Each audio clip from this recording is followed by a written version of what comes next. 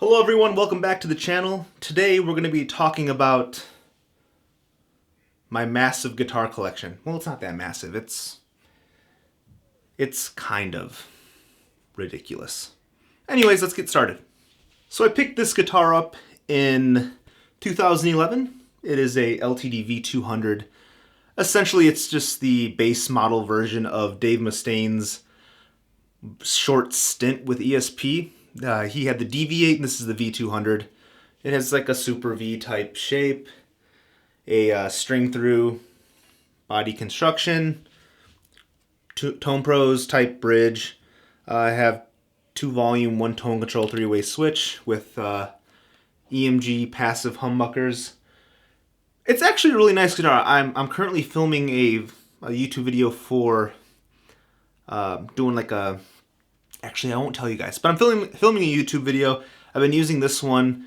It's actually much comfortable than some of the other Vs that I have, just because it has this this belly cut, and it's kind of one of those guitars that I bought in a time of my life where I was kind of too busy to play guitar, but I bought one anyways just so that I had one kicking around, and I've actually really enjoyed playing this. So, other than that, it's 24 frets, ESP branded tuners. And yeah, this one is actually signed by Megadeth's bassist David Ellefson. So I thank you to my wife for getting that signed. Other than that, it's a really cool guitar. Up next is my 1993 Korean-made Les Paul. It took me a long time to find a Les Paul that I really wanted, that was like kind of like the perfect Les Paul for me. And I'm a huge Randy Rhoads fan, so finding this really nice aged white Les Paul was perfect for me. I did buy this here in Tokyo, in Ochanomizu, or Guitar Heaven, whatever you want to call it. And just look at the binding on that. It's just really, really nicely aged. It originally came with speed knobs, so I took that off and put the kind of traditional top hat type knobs on there. And other than that, it's completely original, and this guitar is awesome. Just look at it. It just says Randy Rhoads, right? And again, here is a Kramer, a JK6000. I have 2 JK series Kramers here. The cool thing about the Kramers that came out in the mid-'80s, they were made by ESP. So essentially it's an ESP-made guitar with a Kramer price tag. So I think I probably paid about $150 for this. It was kind of rough. I had to do a little bit of work with it, but I figured it does have an original Floyd Rose, and if anything else, the guitar was completely junk. At least I knew I could take the Floyd Rose off and sell that or something like that. But other than that, it has Godot branded pickups, tone, volume, 3-way switch, 6 inline maple neck with the skunk stripe. And yeah, 85 I think I said, yeah, 1985. Pretty cool. Alright, now we're working our way on the back wall. This monstrosity is, let me see, 2014 RG8. I went to the local Sam Ash in San Diego and I was looking for a 7-string guitar. I think the 7-string was like $300. This was $250 on the used wall. It wasn't used, it was brand new. The associate said that no one wanted to buy it, so they marked it down, and I was like, you know what? Let's go ahead and try my luck with an 8-string. And to be honest, it's more of a conversational piece than anything. I just haven't really had time to sit down and learn how to use this thing. But other than that, Ibanez branded pickups, 3-way switch, volume, tone, completely stock. And yeah, it makes for a really good weapon though. So my second out of 2 JK series Kramers. This is a JK1000, so super strap style, 1 diagonal pickup, Floyd Rose tremolo, Godot tuners. There is a Godot pickup in here, just 1 volume knob. I did a review on this one. This one was really, really rough. It had that really bad paper-based American flag decal. And it took me forever to get off, but I did. It looks great. Maple neck, skunk stripe, bolt on. by far my favorite recycle thrift store find here in Japan. I absolutely love this guitar. Although, not my first guitar, but I do consider this my first proper guitar. This is a Jackson RR3, Seymour Duncan pickups, licensed Jackson Floyd Rose style tremolo, Jackson style tuners. I have a little Randy Rhoads truss rod cover. Run of your mill. I love this guitar. It sounds fantastic. I got this at the height of like, ooh, I really want a whammy bar. Back in 2010, I think I almost spent all of my graduation money on this guitar, but I absolutely love it. This is one of the only guitars that has traveled with me the entire time that I've ever been in the military. It's gone to California, Hawaii, Japan, Vegas, all those places, and it's never let me down. Fantastic guitar. This is my RG350 QM. QM standing for this beautiful quilted maple top. This was a limited production model, only available here in Asia. Again, this is a recycle shop, thrift store type find. The pickguard was completely trashed. It was cracked. The fretboard was extremely dry. The frets were completely oxidized. I worked my magic on it, got it back into shape. Originally, I was going to try to sell it, see if I can fund another guitar purchase, and I just said, you know, this finish is just so nice. It has a Wizard 3, or Edge 3, tremolo, 3-piece. I think it's a Wizard neck. I'm not too sure what the Ibanez necks are, but it's super thin. It's in great shape, besides little nicks up here. But it has a matching headstock. Fantastic. And I think I only paid a little bit over $100 for this, so great find, awesome guitar. So we'll consider this my very first guitar. It technically wasn't, but this is what I learned to play everything on. From about 2004 until 2009, this was the only guitar that I owned besides the acoustic guitar that I'll show you in a couple of minutes that I had. So this is a Brownsville. I don't know if you can see that, but this is a Sam Ash branded guitar. So kind of like how Guitar Center has Mitchell, Sam Ash had, or they have, I don't know if they still make these branded guitars, but Brownsville, have no idea what type of humbuckers are in here. Probably just some Chinese stuff. It's complete. It's a solid body Les Paul type style guitar. It's extremely heavy, 8.5, 9 pounds, and I don't think I can ever part with this. This one has so much, I have so many good memories with this guitar. I don't think I can ever get rid of it. Here is my only 7-string guitar. This is a Schecter Avenger type guitar. It is Schecter branded. So you see that there. Again, this is another Japanese recycle shop thrift store find. This one wasn't in terrible condition when I bought it. The fretboard here, down closest to the neck pickup, 24th fret, it kind of came unglued. Tried to glue it back in. It held for a couple of months, but then it eventually just kind of separated again. But it doesn't really affect the playability or action, so I've just let it be, and this was kind of my gateway drug into the 7-string world. And I've been tossing around the idea of buying maybe a little bit better quality 7-string in the future.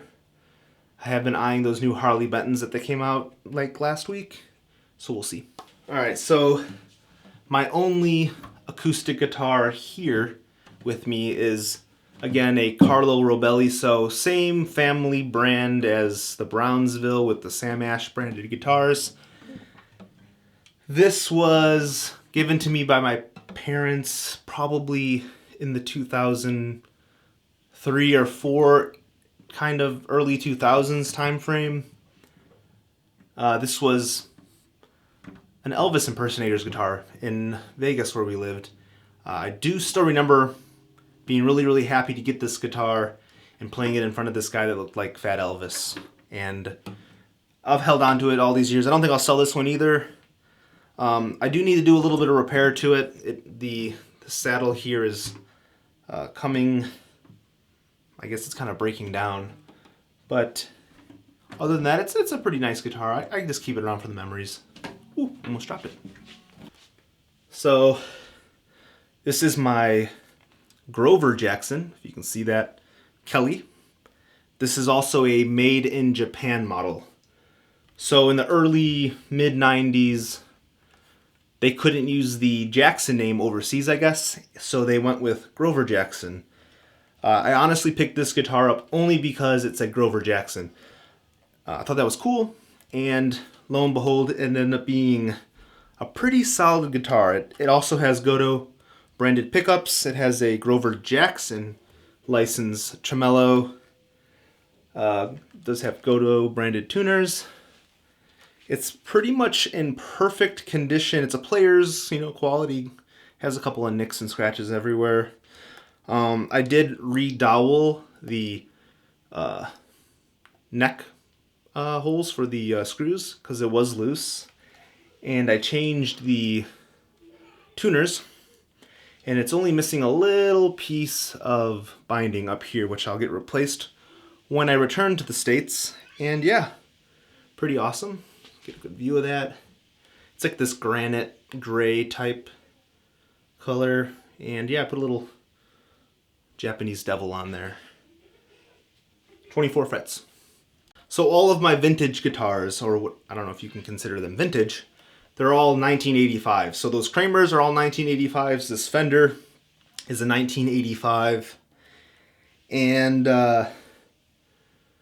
when I buy guitars, I traditionally have a buy on sight list. So if I find a really nice and cheap-ish, whatever my budget is, Strat or Telecaster, I tell myself I will buy that, and that's how I kind of operate when I go and look for deals and things like that. And this was actually an inoperable Fender Strat made here in Fuji.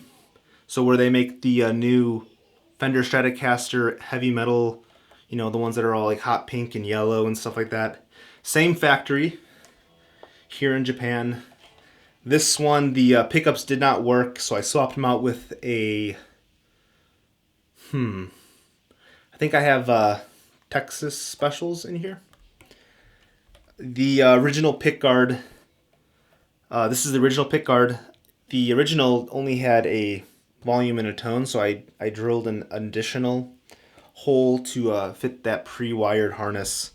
Originally I wanted this one to be all black with the black pickguard, but for some reason the pre-wired Fender pickguards that are from the factory, they don't fit this model, so that's kind of interesting. I have a Made in Mexico bridge on it right now because I could not utilize the saddles that came with it when I bought it because they were completely rusted out. The neck is in pretty good condition. I don't know if I can catch this, but the neck is, or the finish is coming up off the neck. Originally I was like, maybe I can refinish it, but I decided, you know what, it looks great as it is. Other than that, I did put a Graph Tech XL nut on here, and then I have the Fender locking tuners. I think I have about $200 wrapped up into this guitar, and I think I bought it for $300, which was a little bit more than I wanted to pay for an inoperable guitar, but it is a Made in Mexico Stratocaster, and it's kind of more like a souvenir. And yeah, pretty cool. This is my only Harley Benton that I own. This is a Jazzmaster type Harley Benton with the P90 pickups. This was my introduction to the brand, and it's pretty awesome actually. I haven't done a review on it yet, but it is coming. I'm just been kind of lazy. Fantastic price point. I think it was like $120. Shipped it out here, and this is like my shoegaze type guitar where I want to just put a bunch of effects on the board and make weird sounds. But pretty cool. Definitely check them out if you're interested in an affordable, high quality guitar. Just look at that finish. Pretty nice. Maple neck, Kluson type tuners. block inlays. Pretty awesome.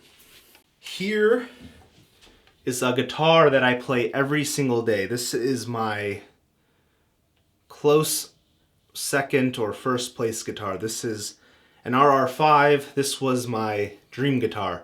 I remember when I first started playing guitar, going into my local Sam Ash in Vegas, seeing this on the wall and just salivating. Fast forward about maybe 9 or 10 years later, I was living in Hawaii and I saw this on the wall of a local like used guitar shop, I guess. It's called Hot Licks, kind of like an 80s.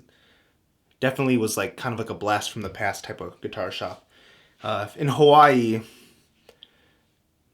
it's a little bit different than the States. Is when you have like a guitar center or a Sam Ash, they kind of sell everything. You don't realize that like you have to kind of have like an agreement with the manufacturer to get Jackson or Fender, you know, to sell them. That was the only shop on the entire island that was licensed to sell Jackson guitars. So I was able to pick this one up. This is actually my most expensive guitar. I paid, I believe, $1,200. So I was probably 19 years old at the time, and I bought this awesome guitar. The only thing that I have an issue with is this is a pretty expensive guitar, right? Neck through design, but it has Jackson branded tuners. I've never understood that about Jackson.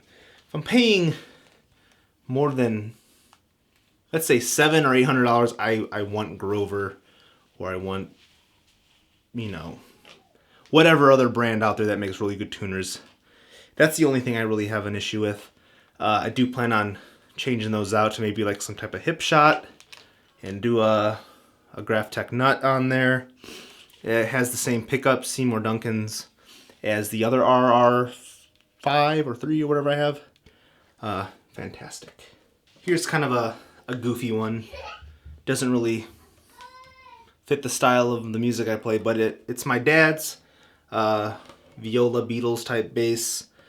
It does not sound good at all. This is a Brownsville, so the same thing as that guitar right there. Sam Ash branded. I just keep it around. Don't have any plans to get rid of it or anything. Just kind of just keep it in the back. It just, yeah, it's a Beatles bass. Oh, it's like semi-hollow body, I guess. It's hollow, I don't know. Here's a Ibanez Geo bass or sound gear. This was just given to me for free. There was a guy moving and he said, "Hey, do you want this bass?" And I said, "Sure." It's active, so it takes a 9-volt battery. Extremely light, like, I don't know, 4 or 5 pounds. I will use this guitar, this bass, when I'm kind of fleshing out track ideas, when I don't want to pull out the really heavy David Ellefson bass. And I'll just use this because it's really comfortable. Knock out the bass line, have an idea of what I want to do, and then I'll go back and retrack bass with a better bass. Yeah. It also had about 5 inches of dust when I got it, so it's still pretty dusty. This is a SDGR, so sound gear by Ibanez. It's a 5-string. I think it's made in 2007. Active also. This is the only 5-string bass that I've ever found while kind of searching for used instruments here in Japan. And it has like this, you know, tone stacky type double knobby thing, whatever, EQ stuff. It was labeled as junk as it didn't work. I brought it home, took a chance, changed the 9-volt battery out, and it works perfectly fine. I've had this probably for like 2 years, and I still need to change the strings on this. I think it actually has the original strings from when it was bought at the factory, or bought at the store or whatever. I have the strings, just haven't had a chance or need to put them on yet. But yeah, pretty cool. So here's my Jackson JS3 bass. I picked this up on Craigslist when I lived in California. I got a great deal. I think I paid like maybe $100 for this. It sounds really good, I swear. It's a cheap Jackson bass, but it sounds really, really good. Other than that, there's nothing special about it. It's silver, 2 humbuckers, bolt-on neck, and yeah, great budget guitar, or bass, whatever. This is a Jackson David Ellefson X Series signature bass. Has his signature there on the truss rod. EMG active pickups, 3-way EQ here, and a tone and a volume knob. I bought this at the Sam Ash event. They did a customer appreciation day where they had a raffle all day, like every hour on the hour. And I just sat there all day trying to win some free stuff, got a couple of free shirts. And I remember seeing this a couple of months earlier. It had a really bad gash right there. The paint was completely chipped off, and I offered to pay me, I think this is like a $599 guitar, or $550. I offered him like $300, and he said no, and I said, okay, that's fine with me. Came back a couple of months later when they were doing the whole staff, or not staff, but customer appreciation. I offered him $250, and he said yeah. So I picked this up for a great price, and this is my number one bass right now. So Kelly Bird, Jackson David Ellefson. It's pretty good. Very heavy and does neck dive, but it just stays in the studio, so it doesn't really bother me. Red and black finish. Alright, so those were my 19 guitars. I do have 3 others that are currently in storage in Las Vegas. All it is a like a beginner's 3/4 scale acoustic, and I have a Jackson Minion for my daughter when she grows up, and a KE3 Kelly Jackson. That is completely brand new, has less than 8 hours of playtime on it, but I bought it kind of when I was moving here, and I didn't have a case for it yet, so I decided to leave it in Vegas with my in-laws. But other than that, that's all of them. If you have any questions about any specific guitars, or if you want me to review a specific one, please let me know down below. Give me a shout out. Other than that, that's pretty much all I have for you guys today. Again, please subscribe, hit the bell notification, and do all that great YouTube stuff. I'll see you guys around.